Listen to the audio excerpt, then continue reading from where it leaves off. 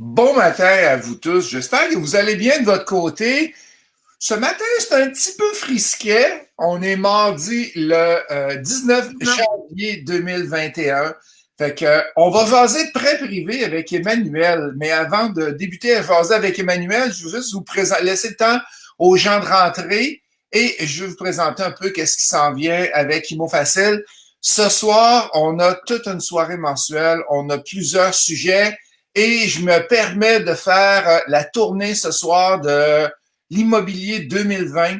Et je me permets aussi de parler qu'est-ce qui s'en vient en 2021. C'est quoi qu'est-ce que je pense qui va être bon pour 2021.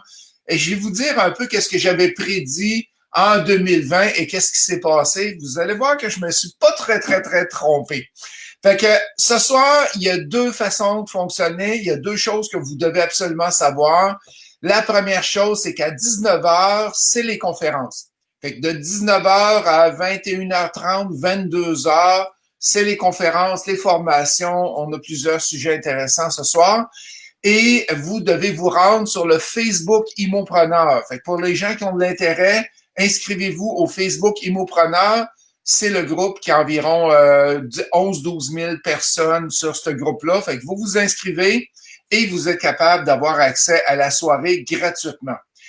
Pour les gens qui veulent trouver des partenaires, trouver de l'argent, trouver des investisseurs avec eux autres, trouver des deals, qui veulent rentrer en contact avec d'autres gens, ben vous avez une réunion spéciale pour vous autres. Les gens qui aiment réseauter, juste avant la rencontre, de 18h à 19h, je suis live avec des gens, mais on est en mode Zoom. C'est que tout le monde peut parler et je fais introduire les gens, qui tu es, qu'est-ce que tu cherches.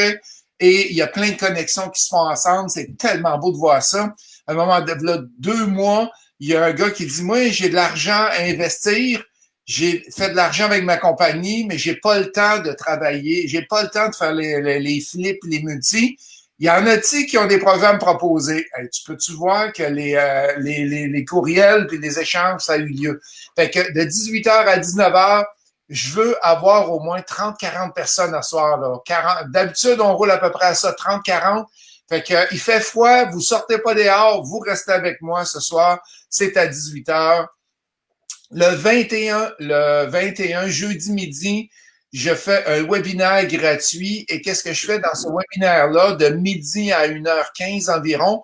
Je vous explique un peu les derniers achats que j'ai faits. Comment qu'on réussit à investir avec le minimum de cash en immobilier? Comment on réussit à faire du partenariat pour ne pas mettre notre argent dans des projets? Comment on trouve les deals? Fait que je vous révèle mes 3 secrets. C'est gratuit. C'est le mercredi midi, mais vous devez vous inscrire pour y avoir accès. Fait que c'est le 21. Et en fin de semaine, on a le 23-24 janvier. C'est notre fin de semaine DII qu'on appelle Devenir investisseur immobilier. C'est 2 jours de formation pour un prix ridicule. L'équivalent d'un prix à peu près de 3 heures de formation. On vous donne une fin de semaine complète. Et ça a lieu, bien sûr, virtuel. Il reste encore de la place.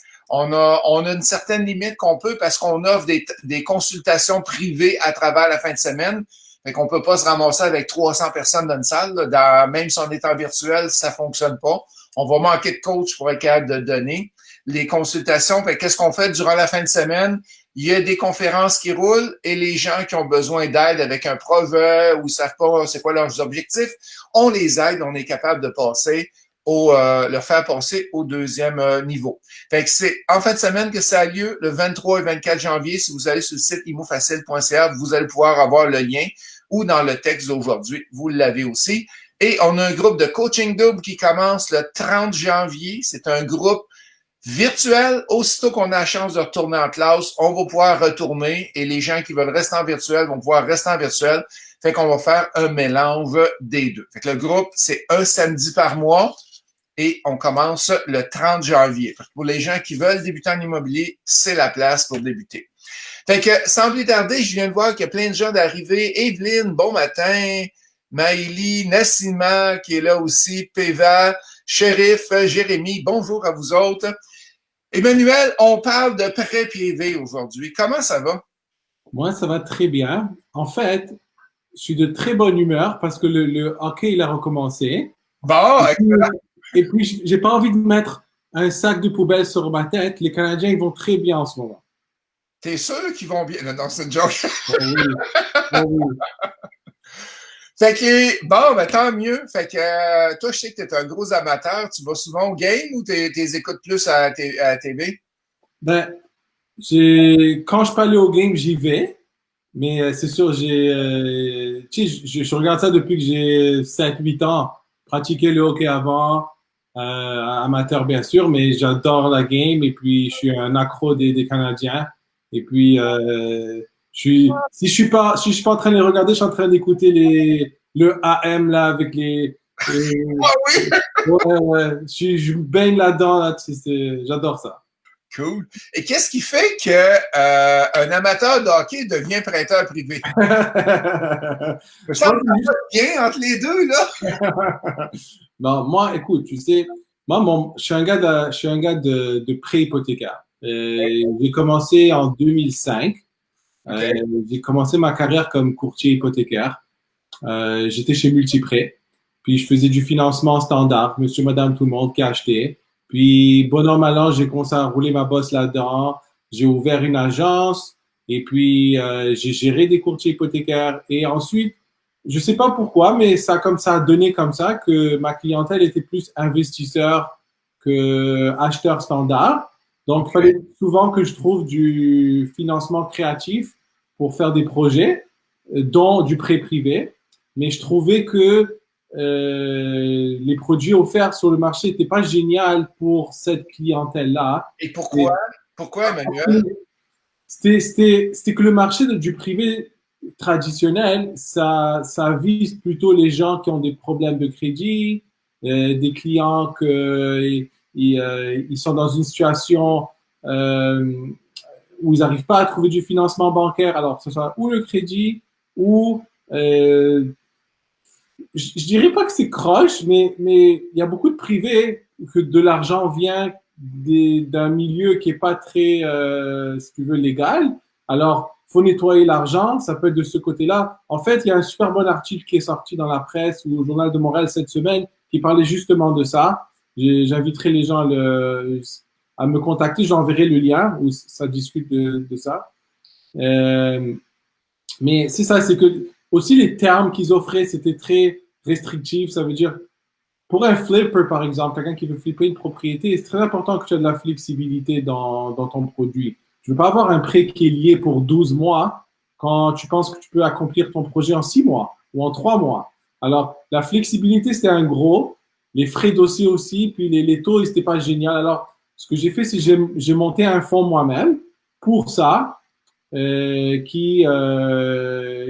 si tu veux, c'est un bon outil c'est-à-dire, c'est l'outil principal, surtout des gens qui veulent avoir un prêt à court terme pour mener à bon port leur projet immobilier, que ce soit un flip ou un multilogement, etc.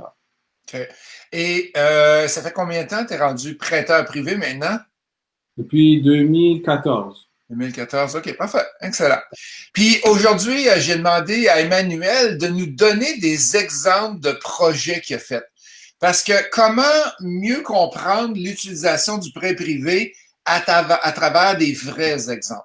Fait que j'en connais quelques-uns de tes projets parce que j'ai emprunté de toi aussi. Mais vas-y avec un exemple. On peut commencer avec un exemple de flip, par exemple? L'achat, Ouais, l'innovation, revente. Vas-y. c'est ça. Je te dirais que les deux plus gros domaines ou les deux plus gros besoins, ça serait le flip et l'optimisation ou l'achat de multilogements. C'est les deux plus gros, c'est là où je fais le plus de dossiers. Alors, on va commencer par le plus basique.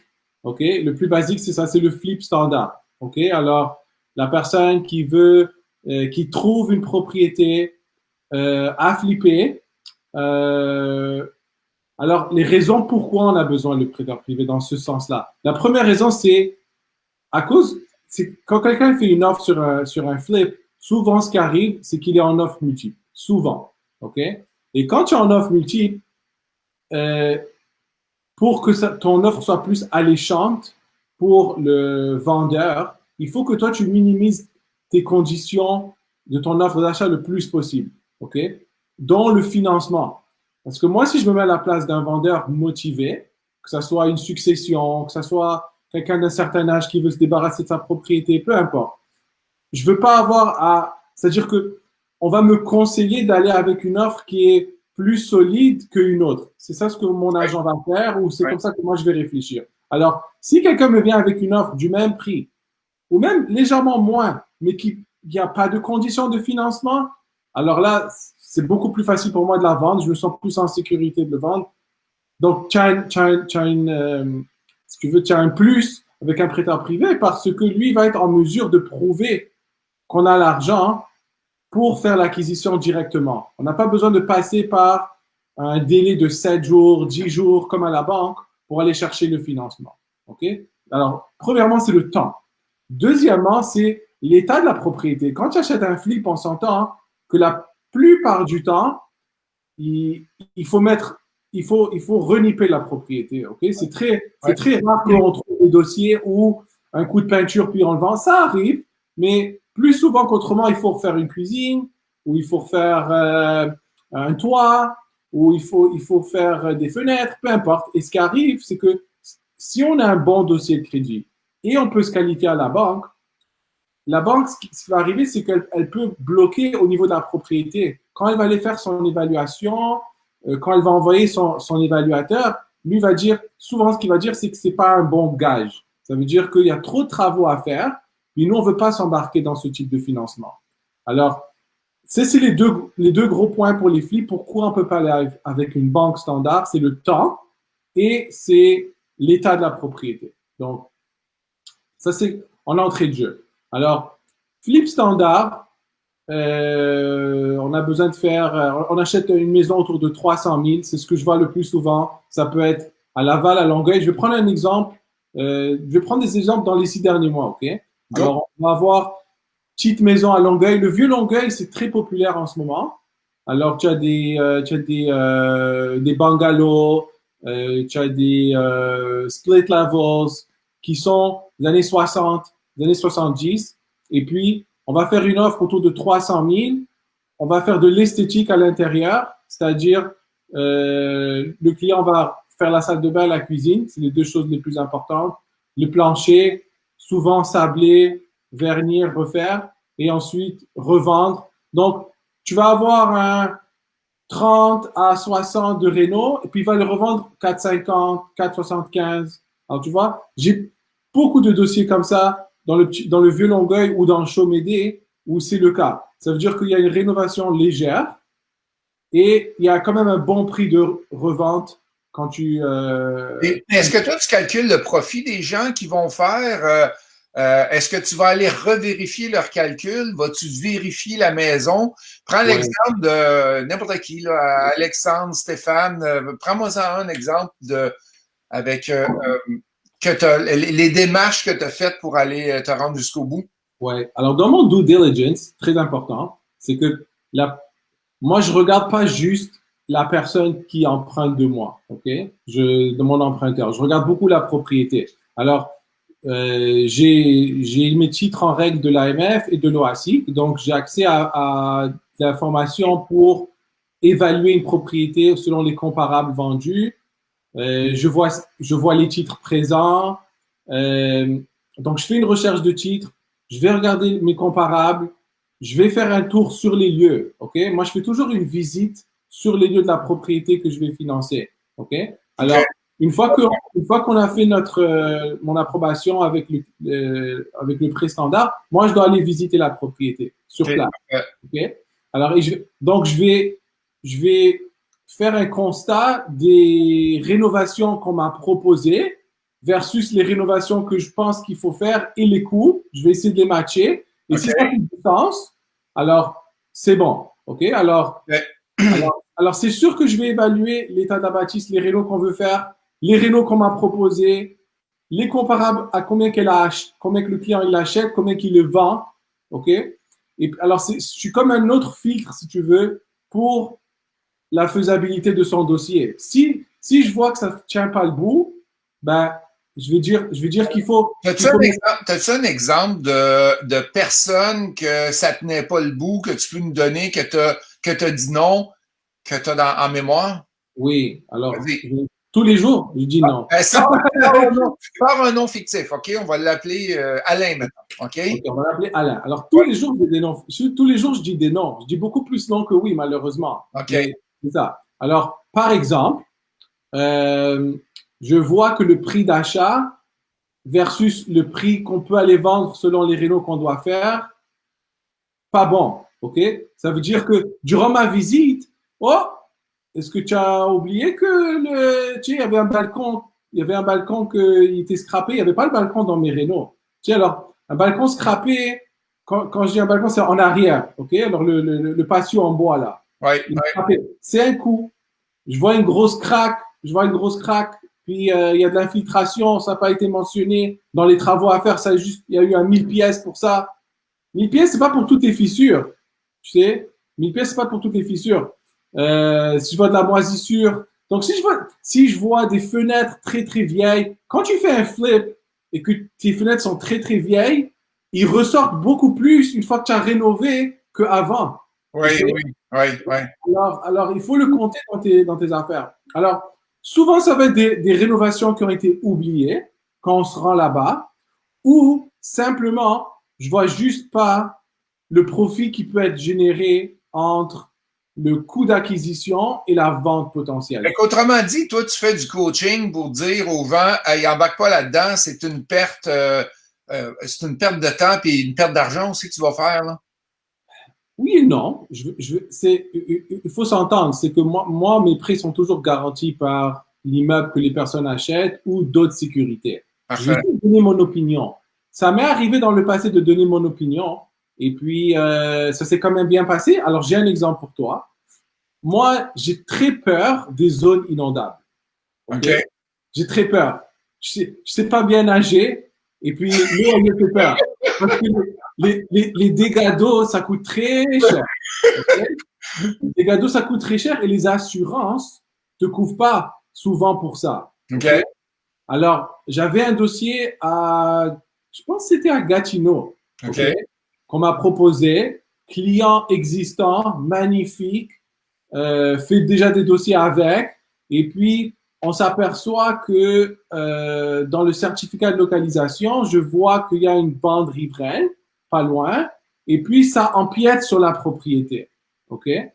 Alors, mon légal m'a conseillé de vraiment pas embarquer là-dedans parce que c'est pas un risque de chaque 100 ans. C'est un risque que ça peut arriver. OK? Il y avait, si tu veux, il y avait une différence d'opinion entre moi et l'emprunteur qui disait, ben non, je connais le secteur, ça va pas arriver, il y aura pas de glissement, il y a rien du tout, mais ça me fait peur. Tu vois? Alors, c'est une situation où j'ai pas financé, quelqu'un d'autre l'a financé et ça s'est bien passé. Tu vois? Alors, ça m'arrive de faire faut que tu mitiges ton risque. Il y a des dossiers que tu vas vouloir prendre des risques, puis il y en a d'autres que tu ne prendras pas de risques. Puis il y a des dossiers que toi, tu vas faire, que quelqu'un d'autre ne fera pas non plus. C'est que chacun, vous avez vos domaines. Si vous avez des questions pour Emmanuel, gênez-vous pas. Emmanuel, j'ai une question qui est rentrée. Comment fonctionne la mise de fonds sur un flip? Mettons, on va payer l'immeuble 400 000, OK? Tu vas la revendre 600 000 une fois rénovée. La mise de fonds, comment ça fonctionne? Comment tu finances? On finance au complet. OK. Alors moi, les prêts que je fais, ils sont très, si tu veux, gentils au niveau des frais et au niveau de l'intérêt et au niveau et au niveau de la flexibilité. OK? Alors, ce que je veux dire, c'est que je veux pas faire plus d'argent qu'il faut. C'est vraiment pour aider le client à faire son dossier et que ça reste financièrement viable. OK? Financièrement viable. Alors, ce que moi je vais demander en retour, c'est que la personne se mouille aussi. OK? Alors, pré-standard, je vais demander 20% du prix d'achat. 20% du prix d'achat. OK? Ça, c'est le standard.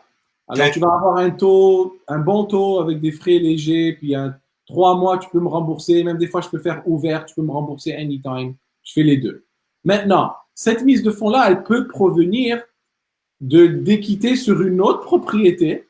Ok, alors si tu as une autre propriété que tu veux mettre en garantie, alors, et qu'il y a suffisamment d'équité, je peux m'accoter là-dessus et ça semble comme du 100%, mais j'ai une autre garantie supplémentaire. Donc, ça fait que ça me sécurise. Je peux prêter, si tu veux, sans mise de fonds dans ce côté-là. J'en ai fait une cette semaine où le client a acheté 2 propriétés en même temps. Okay. Il va financer les 2 à 100%, mais il a un triplex qui a pratiquement pas d'hypothèque, puis je me suis à côté là-dessus. Donc, j'ai fait 2 deals en même temps à 100%. Tu vois? Alors, l'important, c'est si j'ai pas d'équité supplémentaire ou si un partenaire il n'a pas d'équité supplémentaire, je m'en tiens aux 20% de mise de fonds, ok? Parce que je veux que la personne, si elle croit dans son deal, elle mette quelque chose. Parce que si elle y croit pas, puis on n'arrive pas dans nos coups, c'est moi qui va me retrouver avec la patate chaude. J'ai pas envie. Okay? Alors, ça c'est une façon. Une autre façon de alléger le cash flow, parce que souvent, ce qui arrive, c'est qu'ils vont me dire, OK, j'ai mon 20%, mais ensuite, pour les travaux, qu'est-ce que je fais? Comment ça fonctionne? Alors, tu sais, il y a des marges de crédit que les banques offrent très facilement. Si tu as un bon bureau de crédit, tu vas avoir ta marge de crédit pour tes rénaux. Il y a des cartes de crédit qui sont à des taux très promotionnels, comme des MBNA. Il y a beaucoup de clients qui utilisent la MBNA. OK? La MBNA, c'est une Mastercard de Visa qui te charge un taux promotionnel de 1,99, 2,99 pour 6 mois, 10 mois, 18 mois. C'est comme un terme promotionnel. Et c'est comme une avance de fonds sur des gros montants. OK? Alors, du 20 000, du 30 000, du 40 000. J'ai des clients à 70, 75 000 de limite maintenant sur des MBNA. Alors, eux, ce qu'ils vont faire, c'est qu'ils vont utiliser ça pour faire leur réno. Une fois qu'ils ont revendu, ils remboursent la MBNA. OK, excellent. Okay. On a une question de Nassima qui demande, est-ce possible de financer 100% de l'immeuble si on achète en dessous de la valeur économique ou de la valeur marchande? OK. Alors, si on parle d'un multilogement, oui. OK, parce qu'on a dit valeur économique. Right? Oui. Alors, on peut le faire en partenariat. OK? Alors, j'ai fait un partenariat il y a tout récemment à Laval. C'était un 35plex et il fallait mettre 1 million de mise de fonds, incluant les frais de clôture, etc. On a financé 80% de cette mise de fonds. OK? Et la façon que ça a été fait, c'est qu'on va charger à l'emprunteur un pourcentage qui est très, comme presque bancaire, si on veut, le temps qu'on a le deal. Et puis, quand il va refinancer, il va nous rembourser avec un ballon, si tu veux, à la fin, pour faire notre intérêt. Alors, ça existe, mais c'est vraiment du cas par cas. Faut que le deal soit bon pour qu'Emmanuel embarque dedans. Hein? Exact. Comme n'importe qui. Là. Voilà. On a une autre question qui vient de Nassima. Quel est le plus long terme possible pour un multi? Avec toi et dans le prêt privé que tu vois avec d'autres gens? Alors, c'est une très bonne question. Alors, pour le multilogement, on s'entend, c'est pas comme un flip standard où on a d'une maison où on a un 3 à 6 mois de fenêtre pour la revente. Okay? Pour optimiser un multilogement, ça peut aller jusqu'à 3 ans, 4 ans, 5 ans. Ça dépend de ce que tu achètes. Parce que, alors j'ai quelques exemples de multilogement où peut-être ça peut répondre à sa question. Vas-y. Moi, quand je commence, on va toujours avec un plan de départ. OK? Alors, je vais écouter le client. On va se mettre d'accord sur c'est quoi le plan de match pour le remboursement du prêt privé. Alors, c'est-à-dire que logiquement, ce qui va arriver, c'est que c'est où on est à 100% privé, c'est-à-dire je suis le seul créancier, jusqu'à qu'on puisse optimiser avec une banque, pour refinancer avec une banque. OK? Alors, la phase 1, ça serait le prêt privé financé, disons, à 75% d'un achat. J'achète un sixplex à 600 000, tu mets ton 25%, je fais ton financement, et puis on peut pas aller à la banque parce que tu as 3 locataires qui manquent, ou ils payent pas bien, ou tu veux pas le présenter à la banque tout de suite. Donc, moi, je vais le financer tout de suite à 75% je vais le mettre sur 12 mois, OK? Mais je vais juste le bloquer pour 6 mois. OK? Ça veut dire que pendant 6 mois, toi, tu dois optimiser le plus que tu peux pour qu'ensuite on puisse aller à la banque et me rembourser et refinancer la première fois. C'est-à-dire rembourser le prêteur privé. Alors, ça, c'est la phase 1. La phase 2, c'est que tu peux l'optimiser encore plus et encore plus et encore plus. Et dans un autre 12 mois, là, tu peux aller, une fois que tu as maximisé au max, là, tu peux aller à la SCHL et chercher 85% de ta valeur future. OK? Alors, un bon exemple, c'est ça. C'est un 5plex que j'ai fait l'année dernière. Tout ce que je te dis ici, c'est des étudiants de IMO Facile. OK? Alors ils ont acheté un 5plex, c'est leur premier deal. Je crois qu'ils ont vraiment bien négocié, ils ont eu un bon prix. Ils l'ont acheté, je pense que c'était 5,75 ou 6,25 dans ces eaux-là. OK? On a financé à 75%. OK. Pour 6 mois. Pendant 6 mois, ils ont optimisé de façon extraordinaire. Puis ensuite, c'est-à-dire qu'ils ont augmenté les revenus, ils ont fait des rénovations dans les appartements, ils ont changé quelques locataires. Okay. Et là, vraiment, ils sont arrivés à comme 90% de l'optimisation de cette propriété rapidement. OK? Et là, on était en mesure d'aller chercher 75% de leur prix d'achat, qui est mon financement, plus en 6 mois, plus 75% de leur rénovation qu'ils ont mis. OK? Alors, s'ils ont mis comme 150 000 de rénovation, on est allé chercher plus que 100 000 pour rembourser leur rénovation. OK? Alors, en delà de 6 mois, ils sont retournés à la banque dans du conventionnel en remboursant le prêt privé, en remboursant 75% de leur rénovation. Et puis, 1 an plus tard, ils vont pouvoir aller chercher encore plus. Alors, ça, c'est un exemple typique. Okay. Un autre exemple de multilogement que j'ai fait, encore à Montréal, c'était un 8plex. C'était des 3,5. C'était 8, 3,5. Et on l'a financé à 80%. On avait aussi une enveloppe de rénovation qu'on avait autorisée de 300 000 $. Okay. Et c'est-à-dire, c'est de A à Z, ils ont refait les appartements. OK? De A à Z. Elle n'est pas venue me demander l'enveloppe. Finalement, ils l'ont financée eux-mêmes, mais elle était disponible. Ce qu'ils ont fait, c'est qu'ils ont changé les 3,5 en 4,5. OK? Oui. Alors, il y avait suffisamment de surface et le marché dans ce secteur à Montréal, tu sais, c'est vers le plateau. Il y a beaucoup de Français il y a beaucoup de Français là-bas qui sont habitués à habiter dans des petits espaces. Alors, eux, un 4,5, là, que pour nous, un 3,5, c'est OK. Il y a 2 chambres. Alors, les loyers sont passés de 650 à comme 1300. Wow! Ouais, vraiment une championne. Vraiment une championne. Alors, elle a réussi à financer beaucoup plus. Elle a réussi à financer non seulement ses travaux, le prêt avec moi, plus elle a sorti de l'argent. Elle a vraiment fait un bon job. Et ça, c'était un god job de A à Z. Tabarouette, excellent. On a plusieurs questions de rentrée. On a Stéphane qui demande, comment fonctionne le prêt privé quand on est propriétaire du terrain et on a besoin de construire dessus et il dit pas du tout c'est quoi construire? OK. La construction, j'en fais, mais je fais avec les mêmes règles que la banque. Et la plupart des prêteurs privés vont faire avec les mêmes règles de la banque. Ça veut dire, on va financer 75% du coût total du projet. OK? Alors, si ton terrain, il vaut 300 000 et ta construction, elle prend 400 000, c'est 700 000, moi, je vais financer 75% du projet avec des déboursés progressifs. OK? Alors, ça veut dire, toi, tu dois mettre ton premier 25%. OK? Alors, si tu as acheté ton terrain puis il n'y a pas d'hypothèque, alors, plus souvent qu'autrement, on a assez de collatéral là pour commencer. OK. Alors, c'est du 75-25. Les banques font la même chose. C'est juste qu'avec les banques, pour des petits projets de construction, comme je parle d'un petit 6plex ou un 4plex, pas une maison, pas de l'autoconstruction. Si c'est pour du plex, c'est très fastidieux, ça prend beaucoup de temps et ils chargent quand même des frais aussi. Leurs taux aussi sont aussi un petit peu plus élevés.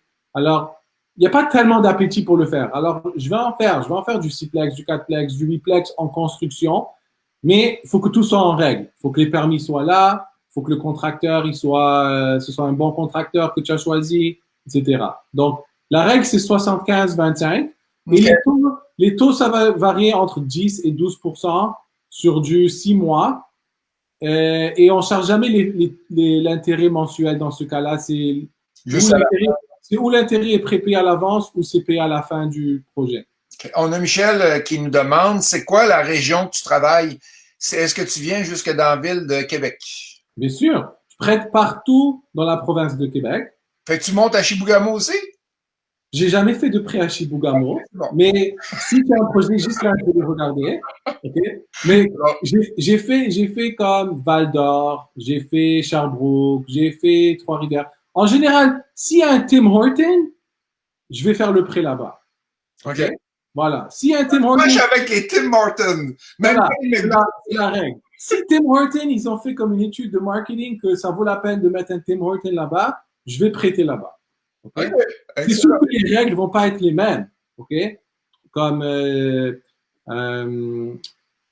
c'est sûr que je ne vais pas faire du 80% là-bas. Peut-être ça va être du 65%, du 75%. J'ai peut-être demandé plus de collatéral, mais je vais le faire. Okay, on a une question de Assis qui demande, mes ratios personnels ont atteint leur maximum avec les petits immeubles que j'ai achetés présentement. Je veux acheter un 6 logements. Comment ça fonctionne avec un prêt privé? OK. Alors, premièrement, il faut pas oublier que j'ai mon chapeau aussi de courtier hypothécaire. OK. Et je conseille le prêt privé seulement quand on peut pas le faire avec la banque. Alors, dans le, comment elle s'appelle, LC? SI. ASSI. Alors, si tu achètes un Ciplex et que tes ratios d'endettement présentement, ils sont au max, pour le Ciplex avec les banques, ils vont pas regarder tes ratios d'endettement. Et de personnel, si tu veux. Ils vont s'attarder sur la bâtisse parce que c'est considéré du commercial. Quand tu vas de 5 portes et plus, les banques, ils vont pas s'acharner sur tes ratios d'endettement. Ils vont vraiment, leur décision, leur décision, elle est vraiment sur la propriété sujet. Ça veut dire combien les revenus, combien les dépenses. On va regarder c'est quoi la valeur économique. On va regarder c'est quoi qui reste comme revenu après que tu as enlevé toutes tes dépenses normalisées. Et c'est sur ça qu'on va déterminer combien tu peux aller emprunter. Donc, tes ratios vont pas être prise en compte dans cette transaction-là. C'est plus la propriété. Okay. Alors, c'est ce que je lui suggère, c'est que si elle est rendue au max dans ses ratios d'endettement, avec des autres propriétés résidentielles, c'est-à-dire 1 à 4 portes, et qu'elle veut les garder, elle veut pas les vendre pour se libérer, il faut qu'elle vise du 5, 6 plex et plus. Parfait. Comme ça, les banques vont regarder la propriété seulement et pas ses ratios à elle. On a une bonne question de Gorda qui demande, est-ce que, en tant qu'investisseur débutant, je débute en investissement immobilier, est-ce que tu prêtes aux débutants aussi ou c'est juste les gens qui ont beaucoup d'expérience? J'adore les débutants. Bon, je savais que tu adorais les débutants. Les débutants, c'est là qu'on commence la relation. Ouais. Et c'est là que je montre que je peux plus aider. Tu sais, quand tu aides quelqu'un sur son premier deal, c'est là où moi j'ai le plus de satisfaction. C'est sûr que quand il est rendu à 5, 6, 7, 12 propriétés, ça va plus vite, mais c'est beaucoup plus fun pour moi de faire avec les nouveaux.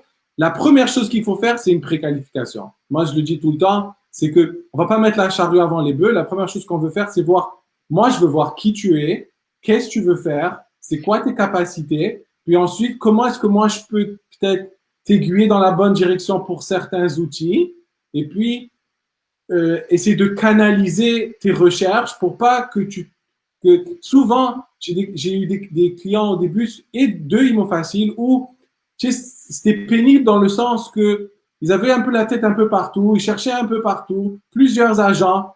Il faut que et après, c'est presque ils vont comme décrocher. Tu veux pas qu'ils décrochent parce que ils ont tellement fait d'apprentissage dans les 6 premiers mois, ok, que c'est là que ça va. Une fois que ça enclenche, là, tu as trouvé ta sauce, elle a prise, tu sais. Alors, faut pas que tu lâches. Alors, moi, si je peux juste comme t'aiguiller ou si tu veux, aiguiser les outils que tu as pour aller chercher des deals ou comprendre quel deal il est bon pour toi, ça me fait plaisir. Cool, excellent. Bon, ben c'est parfait. En attendant que les questions rentrent, on n'a que 2-3 spammers là, qui sont sur le site là, en train de vendre n'importe quoi. Là. Ça fait que j'ai juste parler un petit peu du soirée mensuelle. Manquez pas les gens. Soirée mensuelle ce soir, c'est à 19h et c'est de 19h à 21h30, 22h. Je vais faire un update, une mise à jour du 2020 et je vais faire mes prévisions 2021, qu'est-ce qui s'en vient. Je vais comparer avec ce que j'avais vu au début de 2020. On va voir si je me suis trompé. Et à 18h ce soir, je fais un Zoom avec une gang d'investisseurs, ceux-là qui veulent faire du réseautage, qui veulent trouver du partenariat, des deals. Fait que de 18 à 19 heures, je suis live avec vous. Vous allez avoir un lien qui va vous être donné. En fin de semaine, 23-24 janvier, on a la fin de semaine Devenir investisseur immobilier. Vous avez le lien dans le titre de la rencontre aujourd'hui et c'est une formation à 297 pour la fin de semaine. Pensez-y, c'est le prix de à peu près 3-4 heures de formation chez MoFacile et vous avez une formation complète. C'est bien sûr en virtuel et vous allez voir, c'est super beau où qu'on s'en va. C'est très, très professionnel. Et le 30 janvier, le samedi 30 janvier, on redécolle le coaching double, une nouvelle cohorte qui va partir les samedis. Fait que c'est un samedi par mois. Et Emmanuel a beaucoup de gens qui viennent du coaching double parce que c'est plus facile pour lui parce qu'ils ont déjà des connaissances en immobilier et c'est beaucoup plus facile de ton côté. Est-ce qu'on a d'autres questions qui sont rentrées? Gisela, je veux juste élaborer sur ma réponse au niveau des ratios. Oui. Je veux dire à tout le monde que tu sais, le prêteur privé, il ne va pas regarder qu'est-ce que la banque elle regarde principalement. Tu sais, les banques, ils sont plus axés sur le cash flow. Okay? Ouais, eux, ils veulent que tu leur prouves que tu as un revenu ou un salaire pour rembourser le prêt qui t'octroie, que tu as un bon crédit et combien de mises de fonds tu mets. Le prêteur privé, il ne regarde pas ça. Tu sais, moi, même si tu ne travailles pas en ce moment ou que ton crédit n'est pas super ou que ta mise de fonds, elle provient de différentes sources, c'est pas ça que je regarde. Moi, je regarde l'entière, je regarde le deal. OK? Est-ce que la propriété, elle fait du sens? Est-ce que ton projet, il fait du sens? Si moi, je crois en toi. Si ces trois choses-là, ils fonctionnent, tu peux travailler avec le prêteur privé. Parfait. En attendant, je suis en train de rentrer tes informations. Comment qu'on fait pour te rejoindre? Je vais le taper en même temps. Emmanuel Elkoubi, Peel Capital. Comment on fait pour te rejoindre? C'est quoi le numéro de téléphone? Le plus facile, c'est texte. Parfait. Okay? Alors, je sais qu'il y a Messenger, Instagram, Pigeon Voyageur, whatever. Texte-moi, texte. Vas-y. 514, oui. 586 586 61 12. 61 12. C'est mon cellulaire, je réponds le texte le plus vite. En fait, je devrais changer ma boîte vocale à voilà, tu as bien rejoint ma boîte vocale. S'il te plaît, texte-moi. T'es de la nouvelle génération, toi? Fait que je mets ça dans le chat pour que les gens puissent avoir un contact avec toi. Hey, c'était un plaisir de t'avoir avec moi aujourd'hui. Est-ce que tu vas assister à la soirée mensuelle ce soir? Bien sûr. Je vais changer mon polo. Bon, ben excellent. On y va avec ça. Merci beaucoup, Emmanuel. Fait qu'on se revoit ce soir et si tu es capable d'être au réseautage à 18h, mais s'il y a des gens qui ont oublié de poser des questions, ils vont pouvoir être avec toi et poser des questions pour en savoir un peu plus sur le prêt privé. Un gros merci. Avec plaisir, Gisela. Anytime. Merci. À ce soir. Bye bye.